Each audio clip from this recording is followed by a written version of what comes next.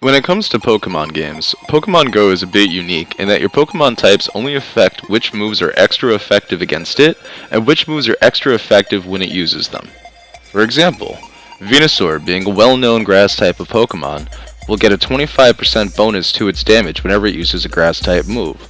So if it uses Vine Whip or Solar Beam, it's going to do 25% damage more than another Pokemon who is not a grass type using the same move.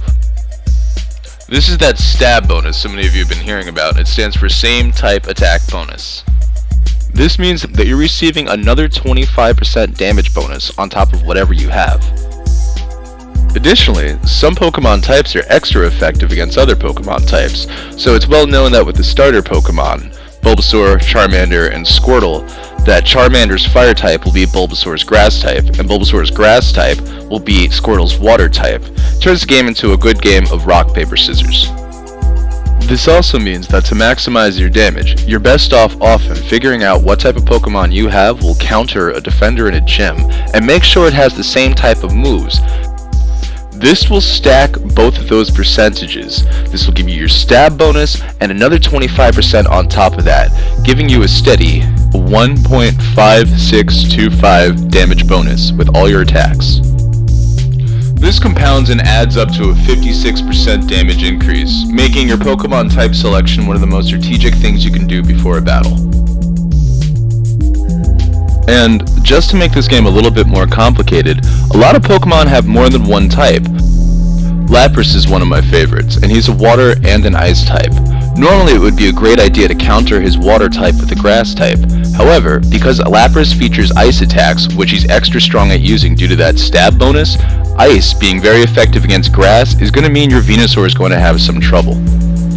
And because the same rules which benefit you can benefit your opponent as well, this can complicate the game into something like a two-handed match of rock, paper, scissors. This is another reason other Pokemon like Executors are great, because while they are grass types, they're also psychic types, and this means that a lot of the counters towards psychic types are going to be countered by Executors' grass type movesets. Or if you're attacking with, say, a fire type, then you're going to take full damage from Executors' psychic attacks. This also means that when you're going to task against these dual-type Pokemon, that you're going to want to possibly consider something more unorthodox.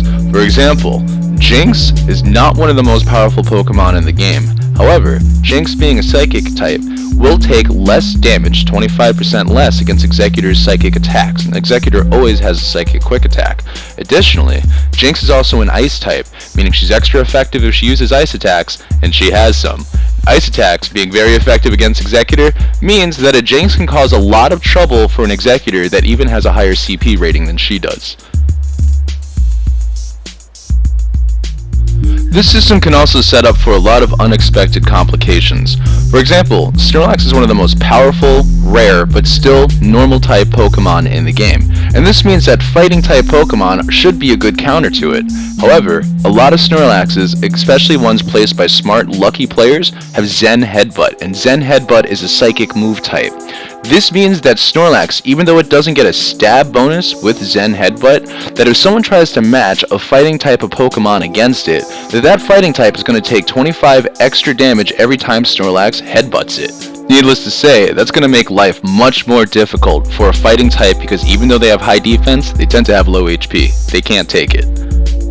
Now there are 18 different move types in Pokemon Go, and while there are 18 Pokemon types, not every type features a Pokemon. For example, there are no Dark type Pokemon currently in the game. But this does mean the more you know, and the more you know what is good to match against other types, the better off you're going to be when it comes to playing gyms on the fly. Here's one of my favorite charts to match Pokemon types against another, or you can watch my next video, which is coming out soon.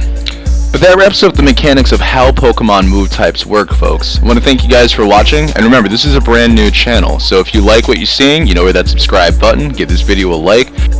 But that's what I think.